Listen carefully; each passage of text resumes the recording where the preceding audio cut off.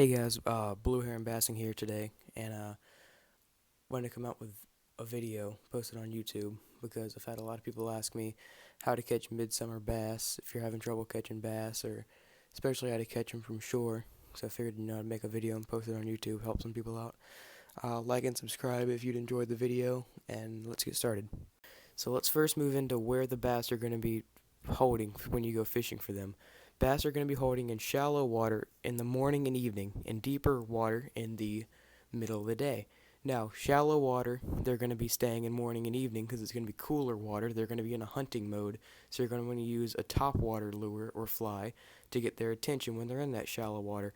When they're in deeper water, they move into that cooler, deeper water during the middle of the day when it all heats up, and they're going to be holding towards the bottom. So you're going to use a subsurface lure or fly and either sight fish and cast to them, or cast where you know there might be structure underneath the water.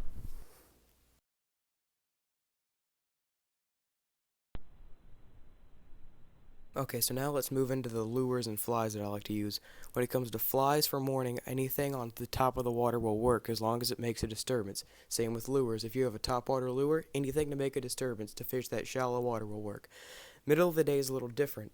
I like to match the species of either worms or crayfish in the area, the color and size of those, to what I'm fishing towards the bottom. Even small baitfish imitations I like to mimic. So when it comes to flies, I'll use a brown woolly bugger to imitate a type of crayfish if bass are feeding on crayfish. Leeches if it's black, if they're feeding on leeches, and if it's a lure you're fishing, you could use a Rapala shad and just use that as a crankbait to get their attention down deeper in the water.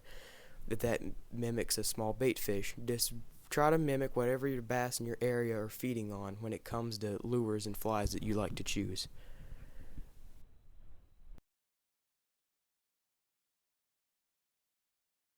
Okay guys, now let's move into specific structures that I like to cast to when I go bass fishing.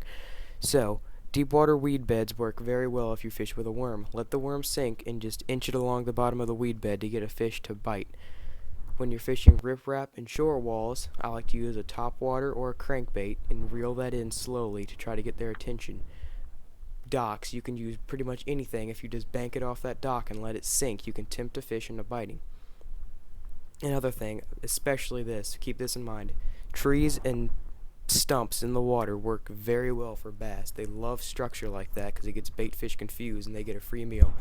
Use a worm or a bait fish imitation, cast it out to that stump or tree, let it sink and twitch it slowly. Make your lure look like it's dying. I'll get into flies to use next. Okay guys, finally we're going to say what kind of flies you use if you're fly guys like me out there. I love fly fishing for bass, and here's some proven techniques that I like to use to catch bass. Woolly buggers work extremely well for any size of bass. I've caught a 6-pound bass off a woolly bugger. Poppers, topwater, anything, Dave's hoppers, anything topwater in the middle of the day can work.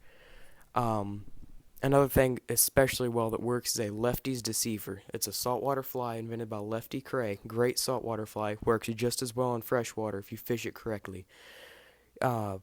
Sizes of fly fishing gear for your bass you're going to catch. I use anything from a 6 weight when it comes to throwing woolly buggers, 8 weight for bigger flies, anything in that range depending on the size of the fly you're fishing for those bass.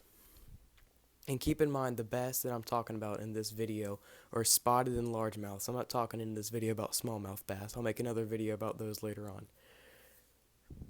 Okay guys, I think that wraps it up. Again, if you enjoyed the video, like and subscribe for more fishing content. Thanks for watching and have a nice day.